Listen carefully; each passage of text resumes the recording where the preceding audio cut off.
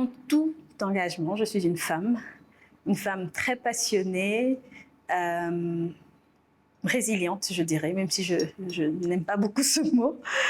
Je suis une femme qui croit au faible commencement, qui croit à une croissance progressive, étape par étape. Je suis également une épouse, une mère, une professionnelle dans la durabilité qui croit profondément au développement de son pays, du potentiel qu'il y a dans la jeunesse et d'une transformation, une croissance d'un pays, d'un meilleur Congo pour le lendemain. Je pense qu'on est à un véritable tournant dans notre pays. On parle souvent du potentiel que ça représente en termes de richesse, de minerais, de potentiel en termes d'agriculture, mais je crois qu'aujourd'hui, plus que jamais, ce potentiel prend son sens. Il est important aujourd'hui pour le secteur privé, pour les entreprises congolaises de se positionner, que ce soit en termes d'investissement, que ce soit en termes de compétitivité, mais également autour de l'humain, qui demeure au centre de ces activités. Et donc, on n'a vraiment plus le choix. On est en train de faire ce qu'on dit catch-up.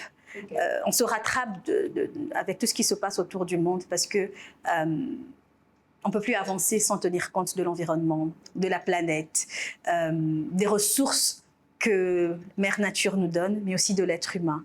Donc, plus que jamais, au-delà d'être une tendance, la durabilité devient une nécessité. Et aujourd'hui, plus que jamais, les entreprises, quelle que soit leur taille et leur format, ont besoin de se positionner et de contribuer directement au développement de notre pays. Revenons à ce fameux terme, l'humain. Je pense qu'une entreprise qui réussit vraiment, c'est celle qui positionne l'humain au centre. Que ce soit en termes d'investissement, d'engagement en faveur de l'environnement, en faveur du travail décent, en faveur de la lutte contre la corruption, en faveur du droit de l'homme. Je pense que l'entreprise qui centre ses efforts, ses investissements et son engagement autour de l'humain, c'est une entreprise qui pense durabilité, c'est une entreprise qui pense pérennité, c'est une entreprise pour laquelle on a envie de travailler. Elle est compétitive pour les parties prenantes et les investisseurs, les grands bailleurs autour, mais elle est également compétitive pour les jeunes, pour la population qui veulent aller y travailler à cause de cette approche en faveur de la durabilité et vraiment en mettant l'humain au centre. C'est une entreprise qui dure, c'est une entreprise pérenne, c'est une entreprise, j'ai envie de le répéter, où on a envie de travailler, ou sinon on a envie d'investir, on a envie d'être partenaire, on a envie de s'associer directement ou indirectement. Alors d'abord, il faudrait, à mon humble avis, arrêter de mettre ces deux termes en opposition. Je pense que l'éthique aujourd'hui est un réel capital. Votre intégrité, votre réputation vous précèdent avant que des partenaires, des investisseurs, des potentiels bailleurs s'associent avec vous. Je pense que les premières étapes, c'est vraiment les due diligence qui sont faites autour de cette personne. Et j'ai envie de dire, votre réputation, votre intégrité vous positionne et vous précède. Donc, pour moi, l'éthique, la durabilité vont de pair. Ils se complètent merveilleusement. Et c'est, pour moi, encore une fois, l'éthique est une réelle boussole, un réel là que les entrepreneurs devraient mettre en avant pour la pérennité de leur business. C'est une bonne question. Je pense que la plus grande contribution que j'observe, notamment dans mon secteur, c'est l'ambition qu'on a autour de la durabilité, les enjeux et l'investissement qu'on met en faveur de cette ambition. Ils ne vont pas toujours de pair, pour multiples raisons. Parfois, c'est parce qu'on n'y croit pas vraiment, ou qu'on remet encore en question vraiment le business case autour de la durabilité.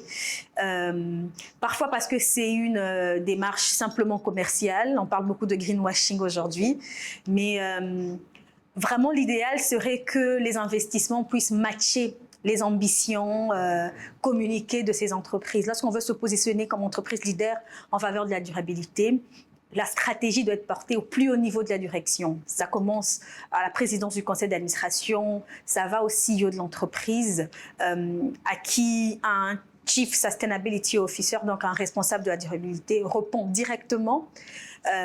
Les départements, on voit de plus en plus que les départements RSE, durabilité, etc., sont encore cachés dans plusieurs autres directions. Lorsqu'on fait un mapping, on voit qu'il y a encore énormément de travail à faire en termes de positionnement de ces sujets en entreprise. Et une réelle cohérence, c'est vraiment, comme on dit, put your money where your mouth is. Je crois que c'est là que vient un alignement cohérent. Alors là, c'est une très longue histoire. Je vais vraiment commencer par le début. Je suis ingénieure biotechnologique de formation, donc je viens d'un secteur tout autre que celui dans lequel j'évolue.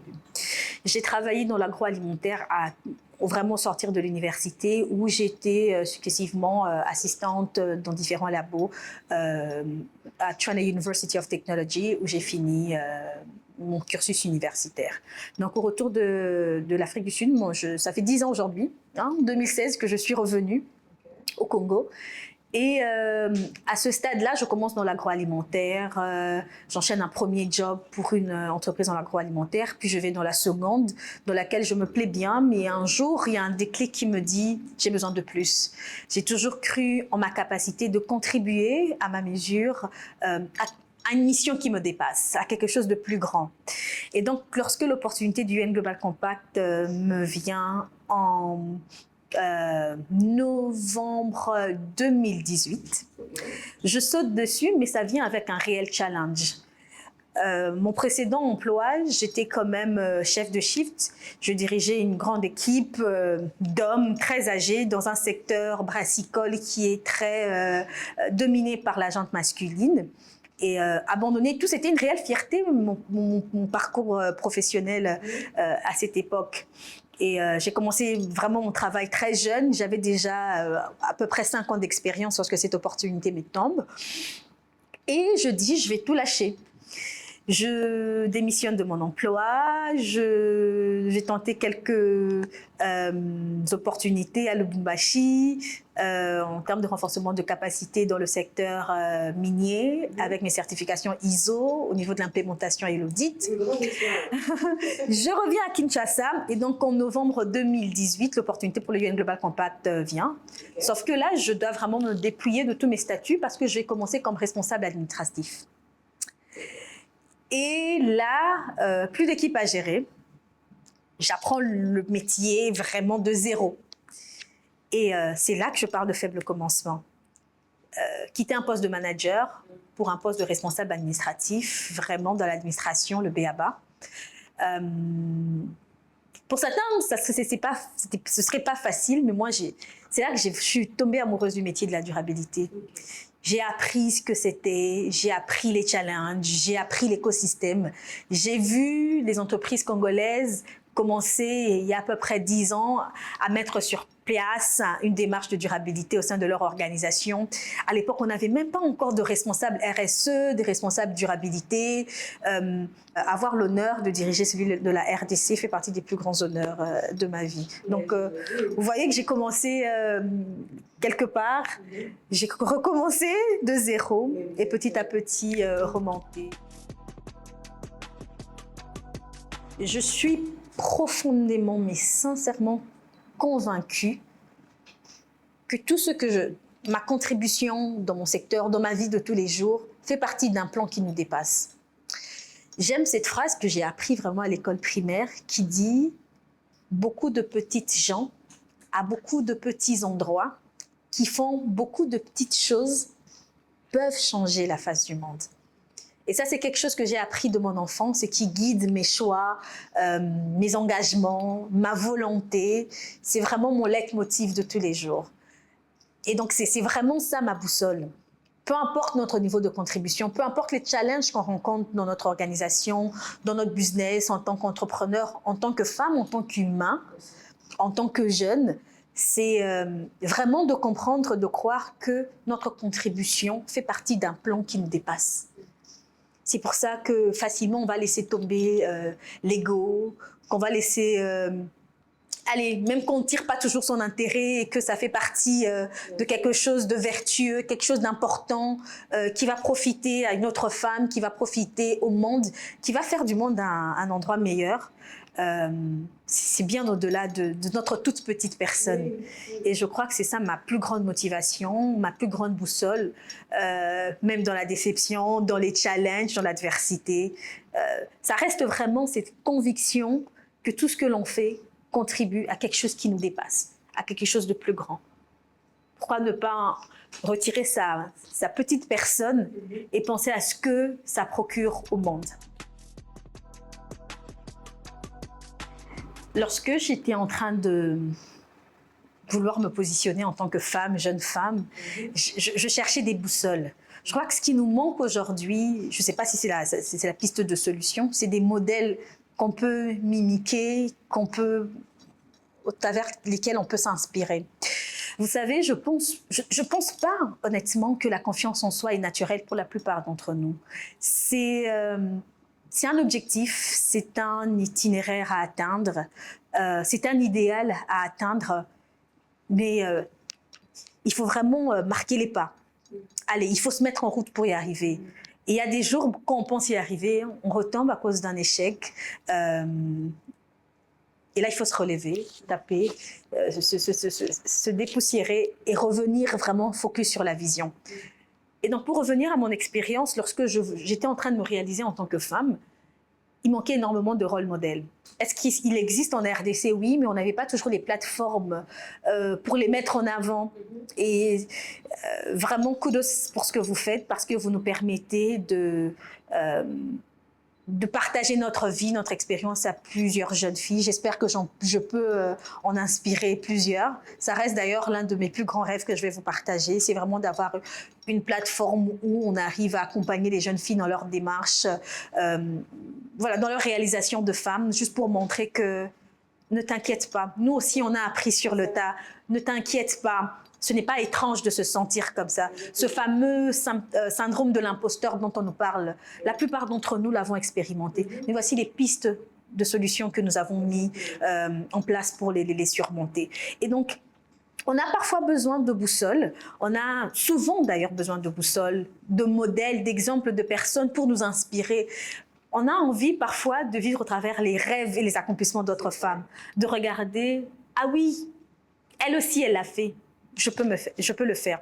Vous verrez même au niveau international, de plus en plus, la représentativité de tous les groupes ethniques sont vraiment mis en avant. Pourquoi? Parce qu'on est inspiré par ce que l'on voit.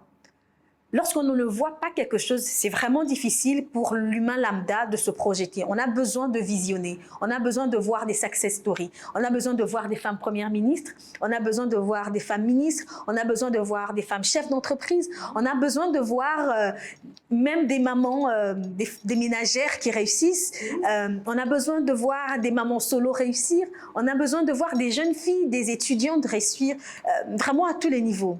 Et de plus en plus, les médias et toutes les plateformes qui vont nous donner cette opportunité de venir parler des vraies histoires, des belles histoires. Je pense que c'est à ce niveau-là qu'on va inspirer la petite fille, selon ses rêves et ses désirs, de trouver les personnes à qui elle s'identifie.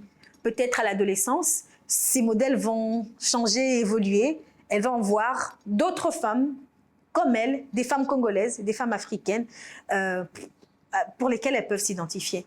Donc, vraiment, l'importance des rôles modèles dans la société, moi, j'en ai quelques-unes que je regarde, que j'admire profondément, et je dis, when I grow up, I want to be just like her.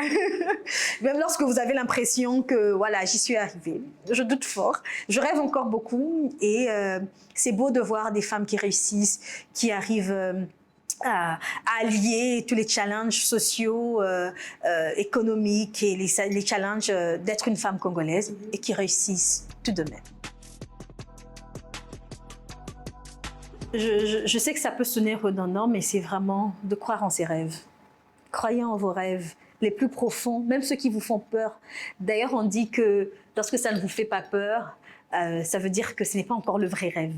Ce rêve qui vous garde éveillé chaque nuit, ce rêve qui trotte votre esprit, ce rêve qui paraît impossible aujourd'hui, C'est lui-là même votre boussole. C'est lui-là même la raison pour laquelle vous êtes venu au monde. Et je sais que c'est très tendancieux en ce moment de dire oser, oser, oser. Mais j'ai envie de vous dire, donnez-vous les moyens d'atteindre ces rêves. Si ça doit passer par l'éducation, par du mentorat, par de l'accompagnement, par mimiquer quelqu'un, être derrière quelqu'un pour apprendre, par les études, vraiment, donnez-vous les moyens. Ce serait dommage que la peur et le manque de courage vous empêche d'atteindre ce rêve. Donc, rêvez. Oui, ce rêve-là qui vous tient à cœur, c'est celui-là pour lequel vous devez vous accrocher. Mais ne vous arrêtez pas à y croire. Donnez-vous les moyens pour les atteindre. D'abord, merci pour la plateforme. Vous réalisez certains de mes rêves de petite fille. J'ai envie de prendre un cliché de ce moment, de lui montrer à la Jessica de mes 15 ans pour lui dire hey, « regarde !» Et j'ai envie de montrer ce cliché aussi à la Jessica de mes 18 ans pour lui dire les modèles féminins que tu recherchais, qui n'étaient pas toujours à ta plateforme aujourd'hui, ça existe. Il y a des plateformes comme Oday qui les présentent aux jeunes filles pour qu'elles croient en leurs rêves, pour qu'elles sachent qu'elles ne sont pas seules, qu'il y a des femmes qui accomplissent, il y a des femmes qui se battent à tous les niveaux, de toutes les manières, des mamans, des chefs d'entreprise, vraiment dans la plus grande inclusion possible. Et donc, merci à vous. Merci de faire cela pour la jeune femme congolaise, pour la petite Jessica que j'étais. Et pourquoi pas inspirer également ces femmes qui pensent être au soir de leur vie. Si la jeune femme que je suis peut les inspirer à revenir à leurs rêves d'antan, pourquoi pas?